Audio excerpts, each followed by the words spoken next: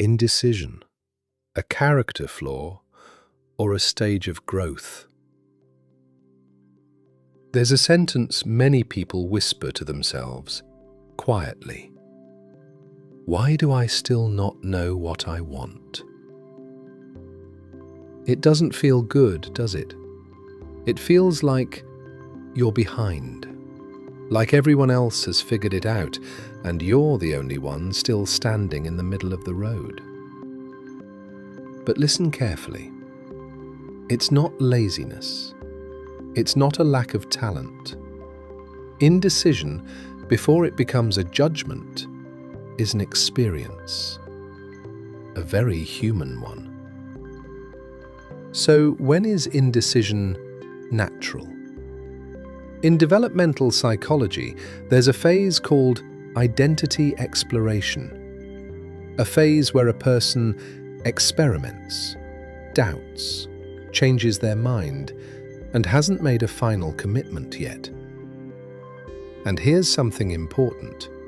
Research shows people who truly move through this stage, not avoid it, but actually go through it, tend to make more stable, more grounded choices in the long run. So maybe indecision isn't you being lost. Maybe it's you being under construction. But there's another side to this. When does indecision become harmful?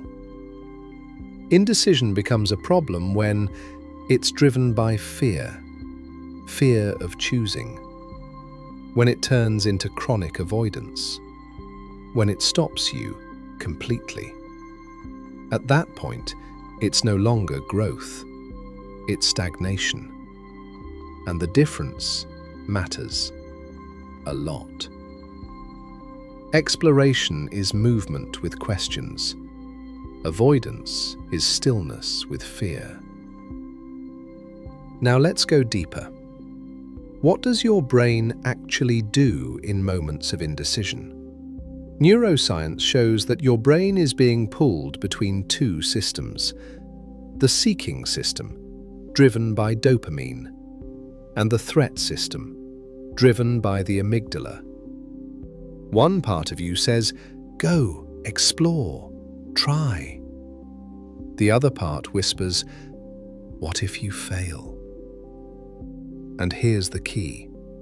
If your environment feels safe, the seeking system stays active. But if your world is full of judgment, your brain shifts, fast, into freezing. You don't stop because you're weak. You stop because your brain is trying to protect you. So why do indecisive people get labeled so easily? Because modern societies don't have much patience for people who are in the process of becoming. They want certainty, speed, clarity. But people in exploration are none of those things. They are unpredictable, hard to categorize, and slower than the system prefers. So what happens? Indecision gets mistaken for laziness or incompetence, while in reality, many of the most meaningful ideas begin exactly there. So, is indecision a sign of growth or a warning? The answer is, it depends on its quality. Indecision is growth when there is curiosity, experimentation, small steps forward, even tiny ones. And indecision becomes a warning when there is only comparison, only fear, only postponement. So the question is not, am I indecisive? The real question is, what kind of indecision am I living in? And in the end, indecision is not always a character flaw.